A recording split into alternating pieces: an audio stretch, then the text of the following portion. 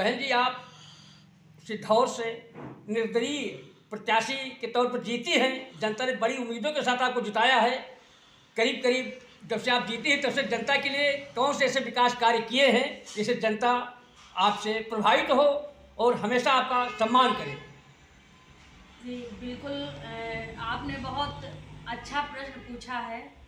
मैं इस पे बताना चाहती हूँ कि मैं सिद्धौर तृतीय से जी सिद्धौर ब्लॉक से मैं जिला पंचायत सदस्य हूँ, सोनी यादव जी।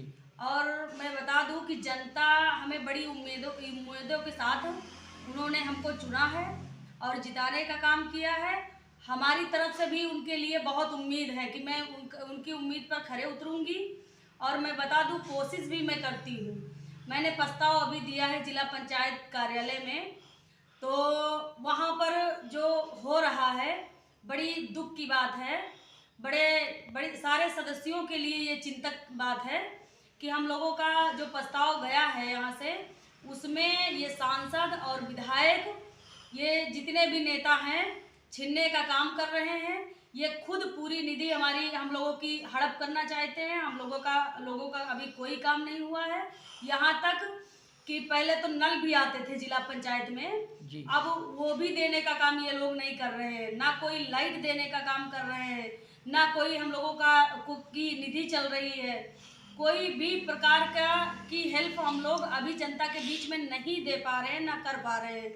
उम्मीद बहुत है जनता को हमसे, लेकिन उनकी उम्मीद पर कैसे खरे उतरेंगे ये हम खुद नहीं समझ पा रहे हैं। अच्छा, जिस तरीके से बीडीसी जो सदस्य होते हैं उन्होंने संघर्ष किया, संघर्ष के बल पर कुछ हद तक उनको सहूलत मिली है, तो क्या आने वाले निकट भविष्य में आप जितने भी जिला पंचायत सदस्यगण जीते हैं क्या संघर्ष करेंगे जिससे जनता की उम्मीदों पर खरा उतरे? जैसे बीडीसी ने संघर्ष किया है तो आपको भी संघर्ष करना पड़ेगा, तो क्या संघर्ष करेंगी? बिल्कुल करेंगे, बिल्कुल करेंगे। क्या संघर्ष का प्रस्ताव हो रहा है आपकी? देखिए, जनता के हित की बात जहाँ पर आएगी तो हम लोग जनता के लिए, अपने लिए नहीं लेकिन जनता के लिए हम लोग संघर्ष बिल्कुल करेंगे, इसलिए कि उनकी उम्मीदों पर खरा उतरना हम लोग भी चाहते हैं।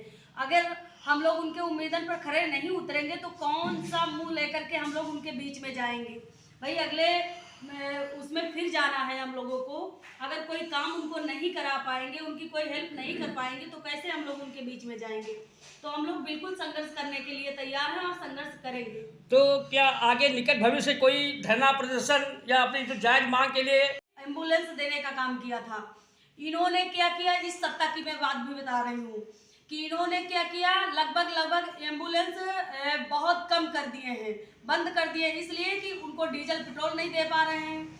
जितने एम्बुलेंस के ड्राइवर हैं उनको वेतन नहीं दे पा रहे हैं, तो बंद तो हो ही जाएंगी वो। और जितने भी हमारे राष्ट्रीय अध्यक्ष जी जितने भी कार्य समाज के हित में किए थे, ये आपने कार्यकाल में उसको ही नहीं चला। हाँ, जैसे 100 डायल बहुत ही ऐतिहासिक पहल थी हमारे अखिलेश यादव जी की, उस पर भी जो है बस नाम बदलने का काम इन्होंने किया है और जितने भी हमारे राष्ट्रीय अध्यक्ष जी काम किए हैं उस पर इन्होंने आज तक 5 साल में फीता काटने का काम किया है, बस इतना ही किया है। एक आखिरी सवाल आपसे और जानना चाहते हैं, जैसे कि अभी हाल ही में पंजाब में प्रधानमंत्री के काफिले को रोका गया, तो लोगों का कहना है, जनता का कहना है कि वहाँ पर भीड़ नहीं थी, केवल 70,000 कुछ 700 भीड़ आई थी, इसलिए उसने किया और आरोप लगा रहे कांग्रेसों पर। इस बारे में क्या कहना है? मैं बता दूं कि ये तो हमारे माननीय प्रधानमंत्री जी की चाल थी, उन्होंने बहुत बड़ा ही दिमाग अपना लगाया है।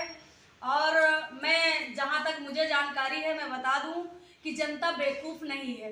कितना भी आप उनको बेवकूफ़ बनाने की कोशिश करिए, वो सच्चाई जान ही जाते हैं। तो आप लोगों ने भी देखा होगा कि सोशल मीडिया पे बहुत ज़ोर शोर से चल रहा है, सारी सच्चाइयाँ उनकी खुलकर के खुद ब खुद बाहर आ गई हैं और वो आप लोगों के भी नॉलेज में है, भले ही आप लोग ना कह पाते हो। तो मैं बता दूं कि ये सब तो जनता रोकने का काम नहीं किया था, लेकिन वो खुद रुकने का काम किए हैं। वो समझ गए हैं कि इस बार उनकी सीट खतरे में है, जनता मुंह तोड़ जवाब देगी। अच्छा, जो निकट भविष्य में 2022 का विधायी चुनाव जो है, चुनाव की घोषणा हो चुकी है, आचार संहिता भी लागू हो चुकी है, तो आप लोग अखिलेश को मुख्यमंत्री बनाने के लिए किस तरीके से कमर तोड़ मेहनत करी, कैसे क्या रणनीति अपनाएंगी? मैं बता दूं कि अखिलेश यादव माननीय हमारे राष्ट्रीय अध्यक्ष जी जितना भी काम किए हैं, जितना विकास वो किए हैं, मैं जन जन पहुंचाने का काम करूंगी, घर तक पहुंचाऊंगी उनके कार्यकाल को। और जिस तरह से उन्होंने संघर्ष जनता के बीच में किया था, हम लोग समाजवादी हमारे पार्टी के जितने भी संघर्षशील कार्यकर्ता नेतागण हैं, सारे कमर कस चुके हैं। इस बार अपने अखिलेश यादव जी को मुख्यमंत्री बना करके हम लोग अपने बीच में लाने का काम करेंगे और इसके लिए हम लोगों को मेहनत करनी पड़ेगी, तो हम लोग मेहनत करेंगे।